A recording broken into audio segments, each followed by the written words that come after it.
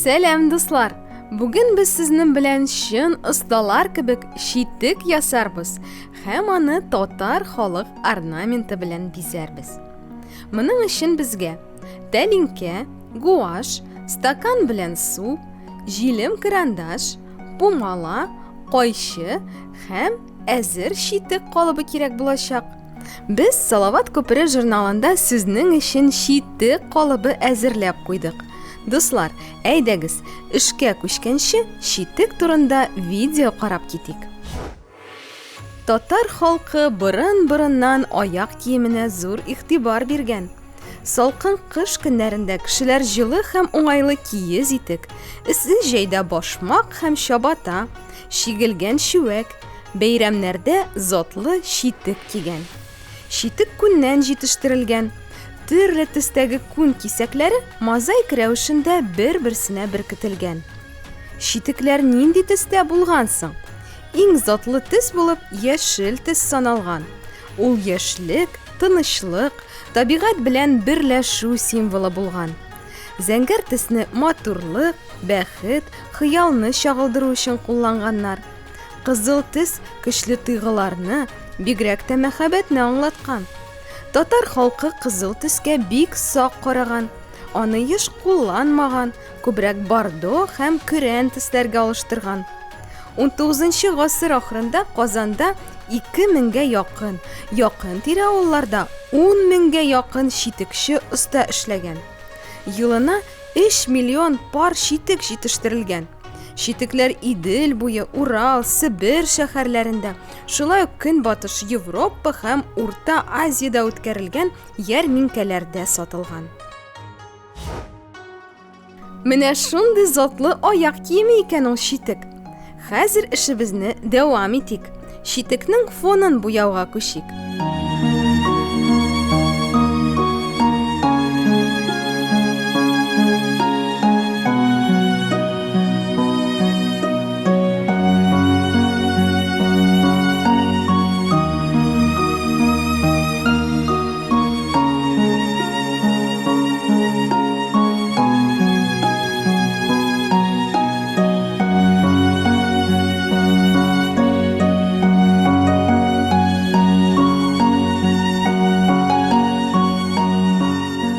Фоныбыз әзер.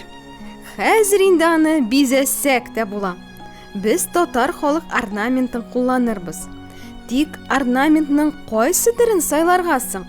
Әйдәгез әле, сораубызга җавап табу өчен видео карап китик.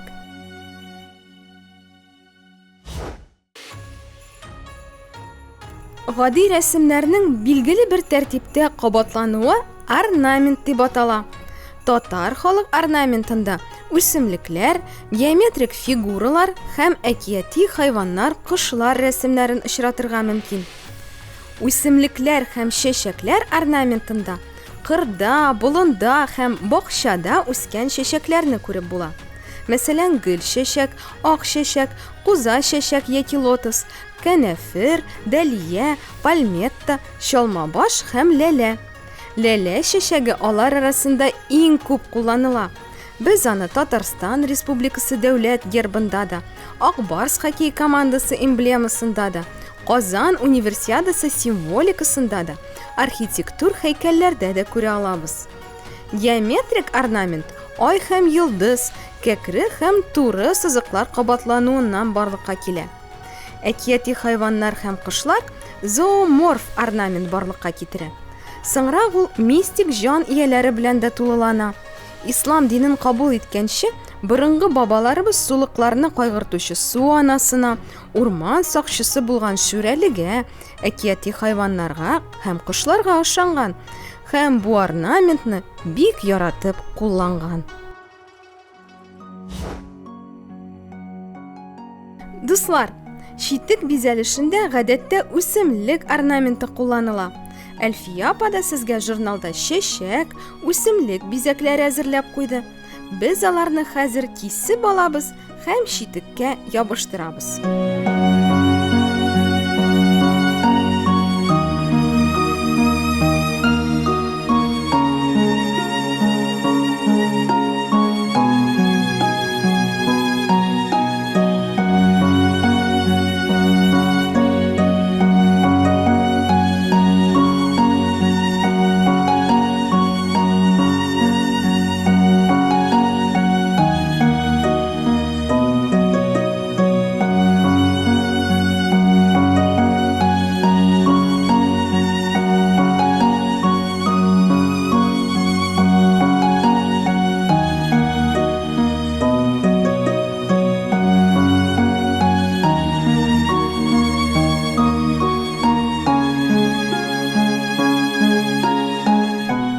Дуслар, игътибарлы булыгыз.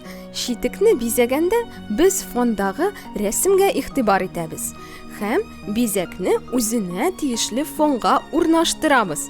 Нәкъ менә баш ваткыч шишкән кебек. Әйдәгез әле, бу эшне төгәл һәм күңелле итеп башкарыйк.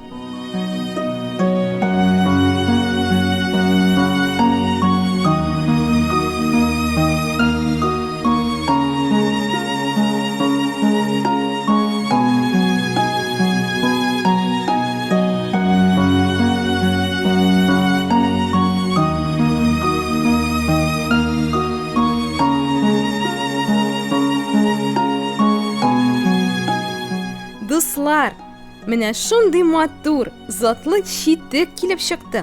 Ул татар орнаментының матур бер үрнәге.